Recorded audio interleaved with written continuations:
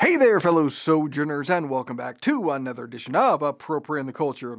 On today's episode, we answer some criticism from last week's episode on the Respect for Marriage Act, so buckle up for a lengthy rebuttal. I'm Pastor Shane, and I'll be your polemicist today as we appropriate some culture.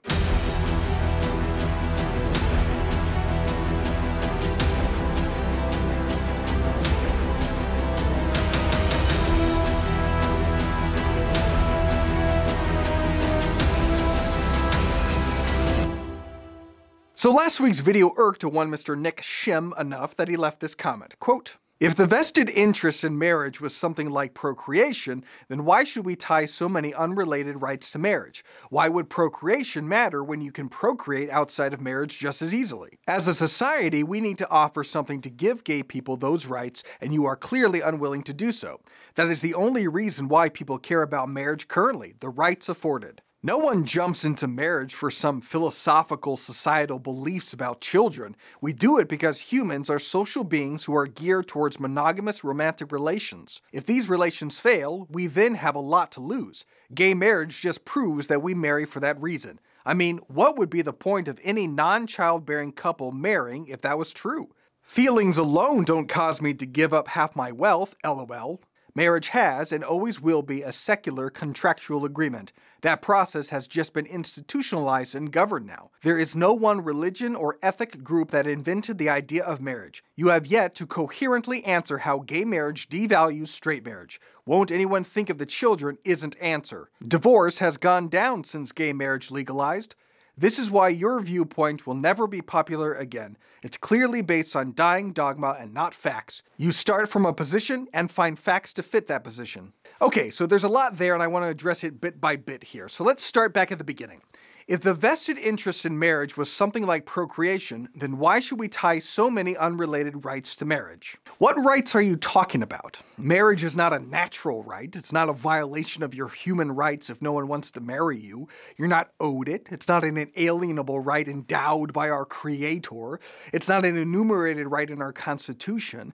And if it's a violation of our civil rights to define marriage, well, then we got a problem because we still do define marriage and have always defined marriage for literally all of human history.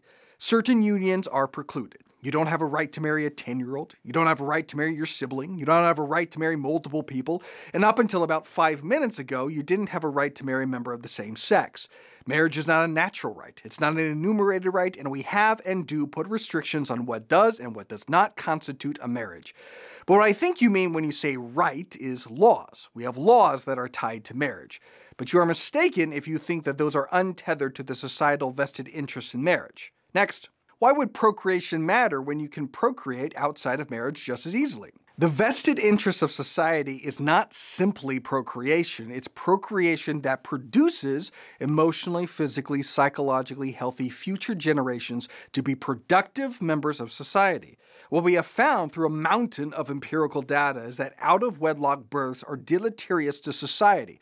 According to the National Fatherhood Initiative, children who live without their biological fathers are, on average, at least 2 to 3 times more likely to be poor, to use drugs, to experience educational, health, emotional, and behavioral problems, to be victims of child abuse, and to engage in criminal behavior than their peers who live with their married, biological, or adoptive parents. A Princeton University study was summarized this way by the Huffington Post.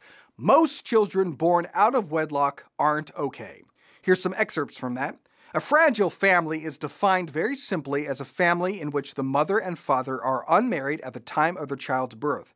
Whereas 40 years ago, the number of children born to unwed parents was around 10%, the current figure now stands at 41%.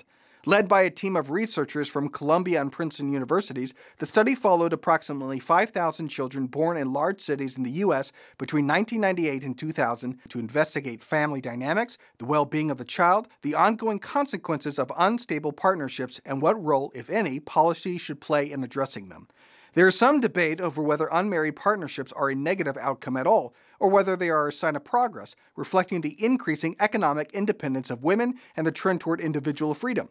However, results of the study conclude that compared with traditional families, parents of fragile families are more likely to have become parents in their teens, more likely to have had children with other partners, more likely to be poor, suffer from depression, struggle with substance abuse, and to have been incarcerated. So yes, you're right, Nick, you can procreate out of wedlock.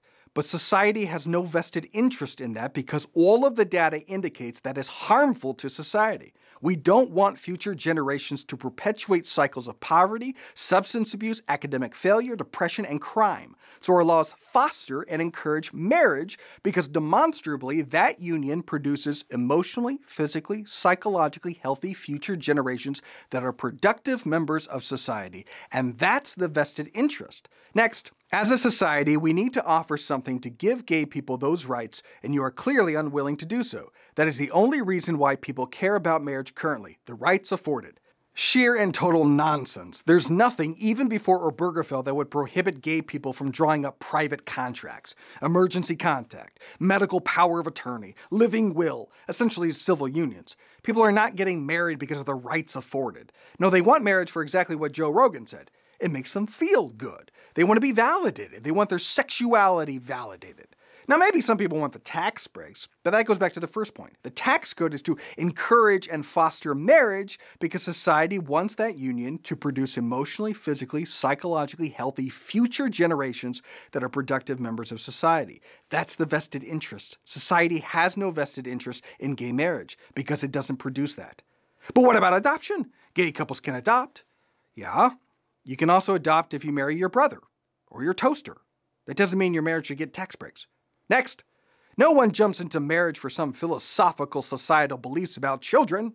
True, but that's not the argument. Also, nobody starts a business or expands their business for some philosophical societal belief about GDP.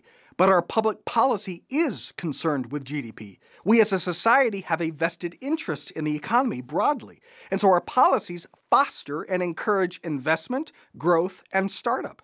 And it's exactly the same thing with marriage. Next, we do it because humans are social beings who are geared towards monogamous romantic relations. If these relations fail, we will then have a lot to lose. Gay marriage just proves that we marry for that reason. I'm not sure that we're geared toward monogamous romantic relations, and neither does Psychology Today, in which they proclaim, quote, monogamy is not natural for human beings. So, the opposite of what you said.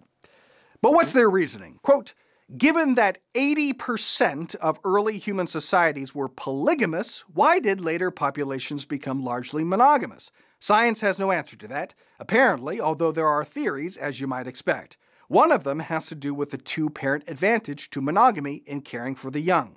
Even in evolutionary terms, the leading theory to support monogamy is procreation and child rearing, which is totally unnatural to gay unions. Next, what would be the point of any non-childbearing couple marrying if that was true? Feelings alone don't cause me to give up half of my wealth, LOL.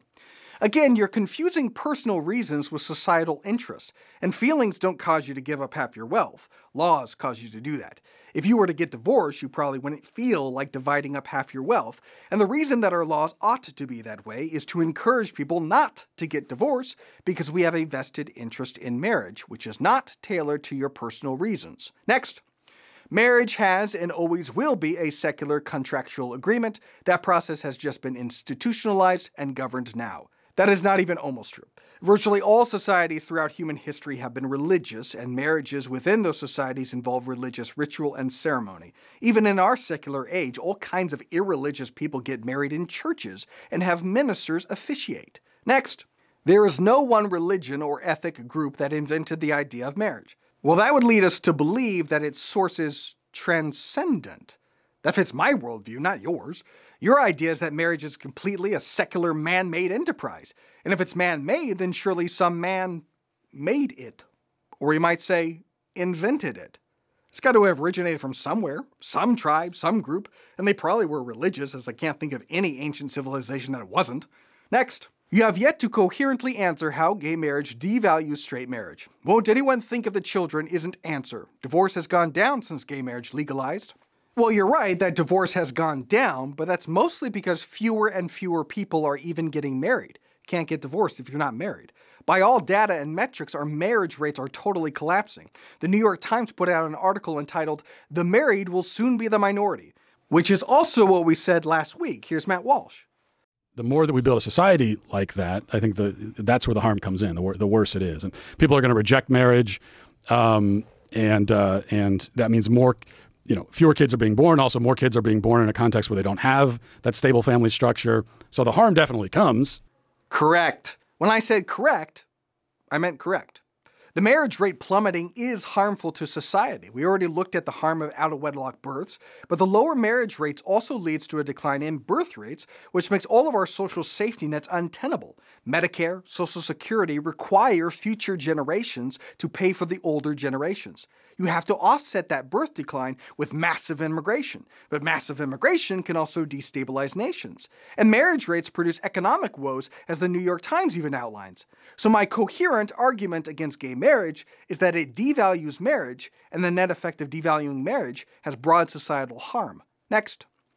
This is why your viewpoint will never be popular again. It's clearly based on dying dogma and not facts. You start from a position and find facts to fit that position. Not popular? Oh no! Why, it's almost as if broad is the road that leads to destruction, and many enter through it. But small is the gate, Nick, and narrow the road that leads to life, and only a few find it. It's better to be on the right side of God than the right side of history. And even then, I would have caution. Divorce, out-of-wedlock births, declining marriage rates, declining birth rates, that doesn't bode well for the health of our society. And a crumbling, sick, and dying West may not be able to repel a rising China. Remind me again, how does communist China feel about homosexuality? You have no idea where history is going, and you might be on the wrong side of it quicker than you think. But when it comes to dogma and facts, I've laid out the case, but the burden of proof is not on me. It's on you. You are the one redefining marriage. The burden is therefore on you to prove that it will not be harmful and deleterious to our society. I'm adhering to a definition of marriage that's been held for thousands of years. You're the radical. The burden is on you. I didn't see evidence from you. I didn't hear a limiting principle. Why not polygamy? Why not polyamory? Why isn't a woman marrying a ghost equally valid? You can ground marriage in religious dogma, or you can attempt to ground it in the broader vested interests of society. But gay marriage is contrary to religious dogma, and its betterment of society is exactly the same as a woman marrying a ghost. But I do appreciate the comment, Nick. And if you would like to leave me a comment, you can do so. Also, like, subscribe, share, rate, review the podcast, leave a 5-star review, follow me on Instagram, join my author's Facebook page, and I'll see you next week for more Appropriate in the Culture.